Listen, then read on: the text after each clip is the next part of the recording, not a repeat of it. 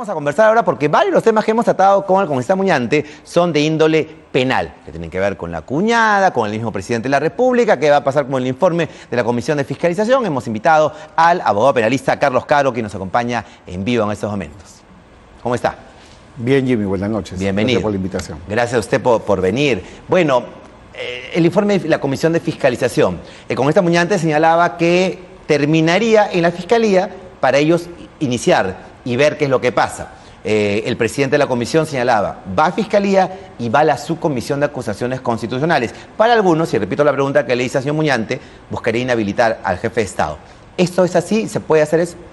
Son dos caminos paralelos. Ajá. Una cosa es el control que ejerce la Fiscalía, el Ministerio Público, y otro el control que se puede ejercer políticamente a nivel del Congreso. La Fiscalía tiene un límite muy claro. Ya lo dijo el juez de investigación preparatoria Checkley, en la decisión que rechaza la tutela de derechos, establece de que la Fiscalía, más allá de la investigación preliminar, no puede ir. Y en una investigación preliminar, a lo sumo y bajo discusión, podría haber un impedimento de salida del país, en este caso para el presidente Castillo o cualquier otro alto funcionario del Estado. De modo que si el informe de fiscalización va a la Fiscalía no puede pasar del estadio procesal en el que nos encontramos ahora, que es una investigación preliminar. La misma investigación. Exactamente. Lo que ya está haciendo. Sería exactamente dar la vuelta sobre lo que ya tenemos. Porque no, hay nuevos elementos, usted ha revisado el informe, ¿hay algo más que tenga que la Fiscalía no maneje? A ver, la Fiscalía lleva adelante investigaciones técnicas. Evidentemente el Parlamento tiene un carácter netamente político. No hay una discusión ahí en términos probatorios, sino simplemente recopilación de indicios, pareceres y algunas tipificaciones legales. Pero la parte técnica la trabaja la Fiscalía, de manera que el informe puede servir como un insumo en la medida que los documentos y las pruebas que lo acompañen sean de utilidad para la investigación que ya se tiene en manos. Un camino directo que la subcomisión determine, vamos a inhabilitar al presidente políticamente para ejercer cargo público, ¿lo podrían hacer? ¿Esto está previsible o no podrían hacer? ¿O no a ver, ese tema también está bajo discusión. Ajá. Porque si nosotros vemos nuevamente el fallo del doctor Checkley, fue de investigación preparatoria, ha hecho un símil. Ya ha hecho la comisión del Congreso o el Congreso de la República, a lo sumo podría llegar a hacer una investigación, pero nunca podría formular una acusación.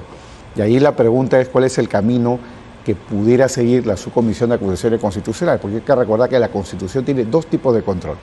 Por un lado está el antejuicio político, que es para efectos de una persecución penal, no sería ya el caso porque eso ya está a cargo de la Fiscalía, y la segunda vía sería el juicio político, el impeachment, ¿no? Es decir, la posibilidad de que se declare que el presidente ha infringido la Constitución. Y eso implica desde luego un debido proceso, y eso aterriza en una acusación constitucional. Y la pregunta es, ¿esa acusación está dentro del 117 o no? Con lo cual volvemos a esa suerte de revolving door o puerta giratoria, estamos alrededor del 117 y yo creo que el tema no está nada claro.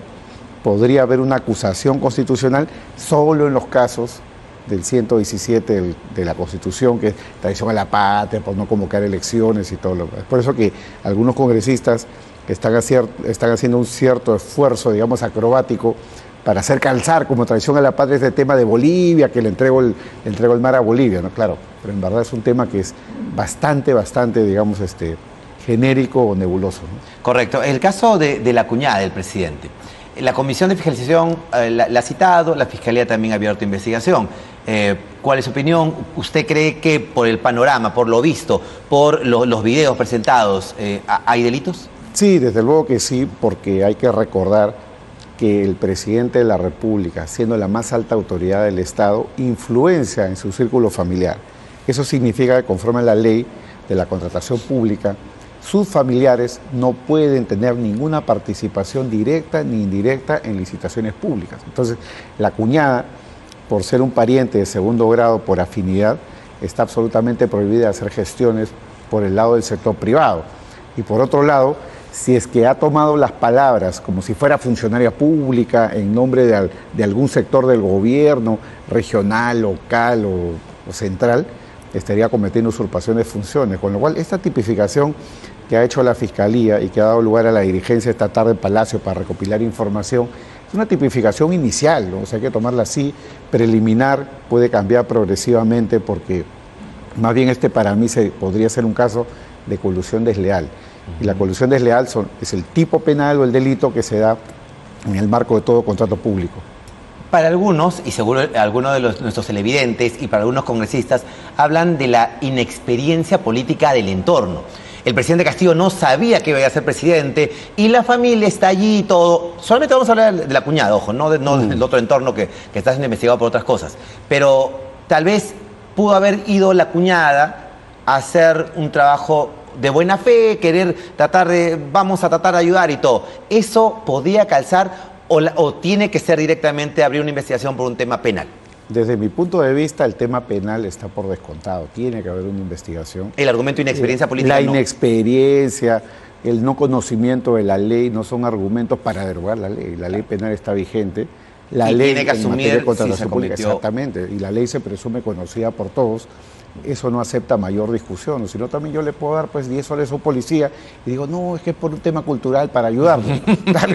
y eso no sería corrupción, pues sería inexperiencia. No es un argumento que pese en los tribunales penales. Correcto. Dina Boluarte acudió a la CID. Escuchaba al congresista Muñante señalar de que, digamos, debió haber primero presentado un amparo, tal vez en el Poder Judicial, o buscaría que la CID, la Corte Internacional, ya sancione o impida que el Congreso trabaje. ¿Cuál es su opinión? Sin duda que esa es la regla, la que él ha señalado, ¿no? Agotar los recursos internos. Sin embargo, hay una excepción. Y esa excepción se da cuando los recursos internos pueden ser ineficaces para resolver el problema. Yo creo que no es el caso. Recordemos el caso del expresidente Fujimori, cuando se decreta, ¿no?, que puede salir de prisión porque se le restituye el indulto a través del Tribunal Constitucional. Que hicieron los deudos, fueron a la Corte Interamericana, pidieron una medida urgente, que es una medida cautelar, y esta medida es la que se ejecutó, ¿no?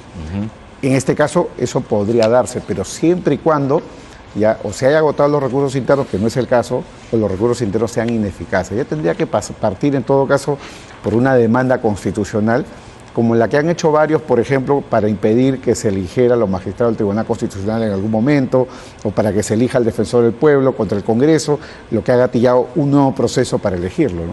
Entonces, eso es lo que tendría que haber hecho ella antes de ir a la Corte Interamericana. Correcto. Y este argumento de que la Corte Interamericana pueda presentar o realizar una medida cautelar contra el Congreso, ¿podría darse, cree usted? O sea, podría darse como una posibilidad teórica, correcto, pero en el caso concreto pienso que no, porque el debido proceso está garantizado, los tribunales peruanos tienen, digamos, los mecanismos de protección como la acción de amparo, a la cual podría recurrir la señora Boluarte si cree que se ha vulnerado su derecho. Correcto. Vamos a ir terminando esa entrevista. Uno de los hermanitos, el señor César Inostroza, ya el Poder Judicial de España ha determinado, las autoridades españolas, que se ha capturado con vía de extradición a nuestro país. No ha habido hasta el momento. ¿Qué es lo que corresponde? Explíquenos bien para todos entender. Sí, este es un tema sumamente grave, porque significa que hemos tenido 4 años de proceso de extradición y si no se materializa la extradición ya ganada a nivel de los tribunales españoles, significa que el señor Inostroza tendría que ser buscado y perseguido en cualquier otro país. Y si ese país es un país que no devuelve a Inostroza a España, porque podría ser la devolución, como fue en el caso de Van der Loo, de Orellana, te devuelven al lugar de origen sin proceso de extradición. Si no pasara eso, vamos a tener que resetear a cero y iniciar un nuevo proceso de extradición contra el señor Inostroza, y estamos hablando de 3 o 4 años. ¿Y esa más. responsabilidad de quién? ¿De quiénes? En principio, exactamente, al principio de las autoridades españolas. Son ellos los que tenían el control del proceso y desde luego que cuando están a puertas de, digamos, llevar adelante o materializar la entrega, es algo que se tiene que hacer con cierta inteligencia policial y judicial. Y eso es algo que en apariencia no habría sucedido si es que se confirmara. ¿Y las autoridades peruanas no debieron de estar allí detrás, estar atentos también? Eso es posible. Sin embargo, el proceso de extradición es un proceso muy soberano. Entonces, España en principio asume, digamos, la responsabilidad de lo que suceda con ese proceso, como en el caso de los Estados Unidos, que interviene una fiscal, un prosecutor, representando en este caso al Perú para la extradición. Correcto. Doctor Caro, muchas gracias. Muchas gracias. Gracias por acompañarnos, gracias por ilustrarnos, decirnos algunas cosas respecto a los temas penales y vaya preocupación, ¿no?, con el caso de Inostroza por no aparición, caso prófugo, fugado.